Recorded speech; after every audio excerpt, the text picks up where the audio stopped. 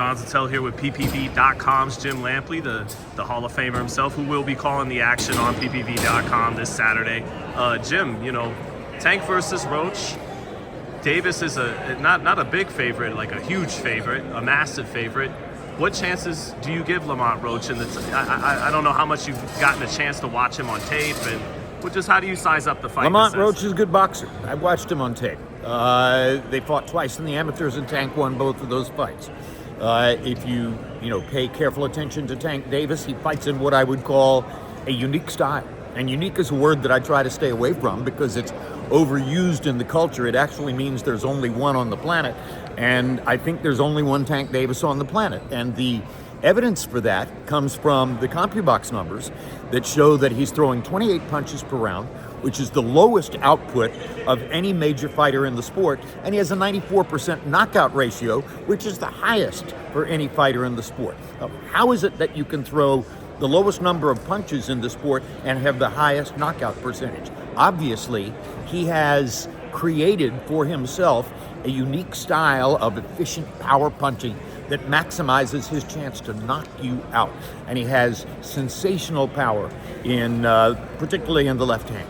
And I said, when I watched him for the first time live against Frank Martin, I said on PPV.com that I don't think I've seen a fighter in those lower weight classes deliver that kind of punching power since the early days of Roberto Duran.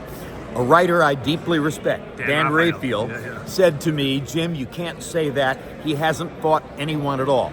Well, okay. I think, I'm not going to argue with Dan, and I think that's a logical and intelligent comment. Now he's going to fight somebody who's a little bit further up the scale than Frank Martin. But of course, we're waiting to see what Tank does next, if in fact he gets the expected victory here. Well, yeah, it's you mentioned like he has the speed, the power, the skills, accuracy, and he's beaten some good fighters: Ryan, Garcia, Barrios, Santa Cruz, Pitbull. So what do we make of him what do you make of him at 30? Is he really one of the top 5 type fighters in the world? Yes, okay. Spectacular talent. Yeah. Yes, I mean, you can't ignore those statistics. Lowest punch output in the sport, highest knockout percentage. That's evidence of something highly unusual going on. And what I think is highly unusual is Tank Davis's talent. Tank Davis's ability to function somewhat as a counterpuncher, very selectively choosing the opportunities and then maximizing them when he steps forward. He did an interview on ESPN this morning where he mentioned a Ryan rematch, Shakur, Lomachenko, but at the same breath, he's also talking about retirement coming very soon. What do you think of that? Can that affect him heading into a fight like this with Roach? And just in general, what do you think of that? That's been the persona of a lot of fighters going all the way back to John L. Sullivan, okay? I mean, it is a difficult sport. It's a difficult life choice. It's a difficult occupation. I never blame any fighter who says, you know what, I'm not sure whether I'm done with this or not. I think about retirement. I think they all do because it's very hard work. They go long periods of time between fights, whether it's 1 month or 2 months or 6 months or a year. And, whatever it is, it's a period of time that tests their inner fiber, their commitment to what they're doing, the amount of time that they have to spend in the gym, the amount of time they have to spend listening to advice from other people, their trainers, their managers, et cetera, et cetera. I don't blame any fighter who toys with the idea of, you know what, maybe I've had enough of this. Maybe a normal life would be something more attractive to me at this time. I never push back against that on behalf of a boxer, fighter, because this is not easy. This is hard. Well, he kind of talks about wanting to be a deeper person and get fulfillment. Is there a chance the fulfillment he's looking for and the growth he's looking for, it is in this sport, taking the toughest challenges like Shakur, or is that just the fan in us? That's the fan in us, right. But I also think there's validity to that. Anytime a guy says, I am done with this and I want to move on and do other things in my life, my first thought is, how are you going to replace it? How are you going to replace the roar of the crowd? How are you going to replace the feel of the money? There are certain things that are unique to the sport, which are the things that draw you into it in the first place. How are you going to put something in your life that replaces all that? It's not easy. even though they may lie on their beds at night with their head on the pillow and think to themselves, I can step out. I can definitely do that. How many times have you seen a guy toy with retirement, toss the retirement ball up in the air over and over, then quit for a while and come back in 6 months? We've seen that over and over. So it's a drug.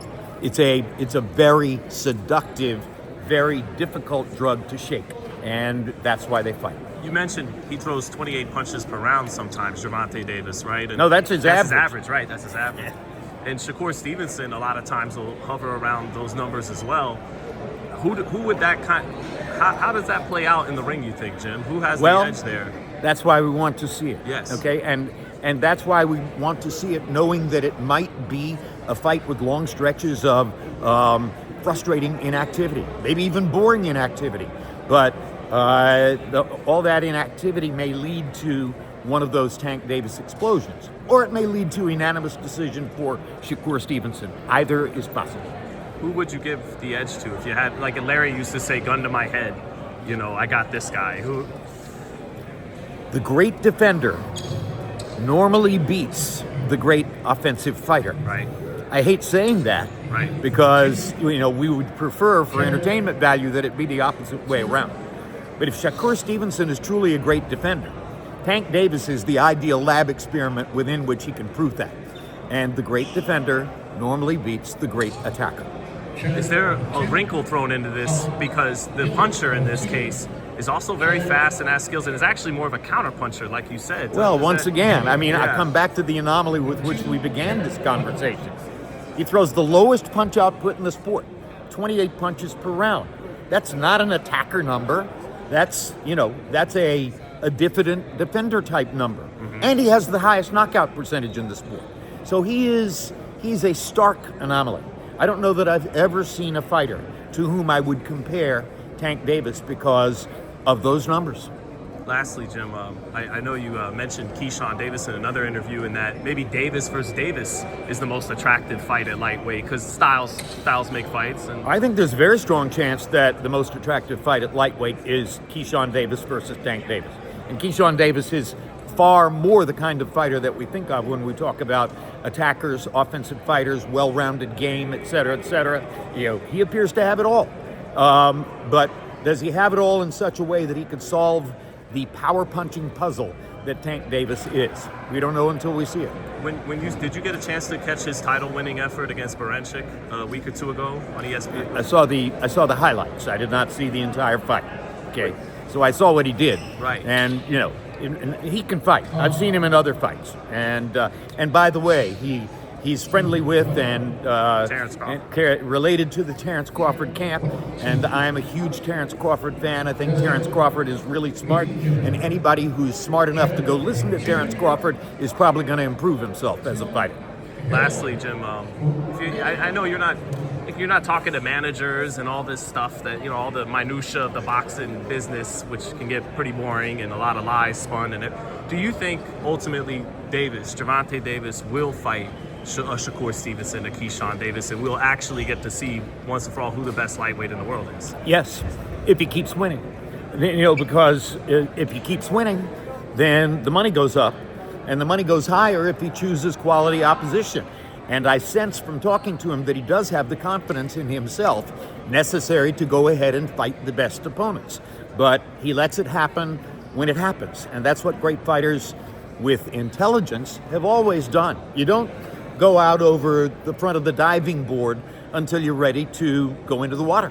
And so a lot of them will make you wait to see the fight that you want to see. But when they're ready, they're ready. And 90% of the time, the great fighter goes forward toward the logical opposition. So yes, I do believe Tank Davis is going to fight Keyshawn Davis and Shakur Stevenson and maybe even Vasily Lomachenko at some point. Thank you, Jim. Thanks. Watch on ppv.com. Thank you, Jim. Thank you.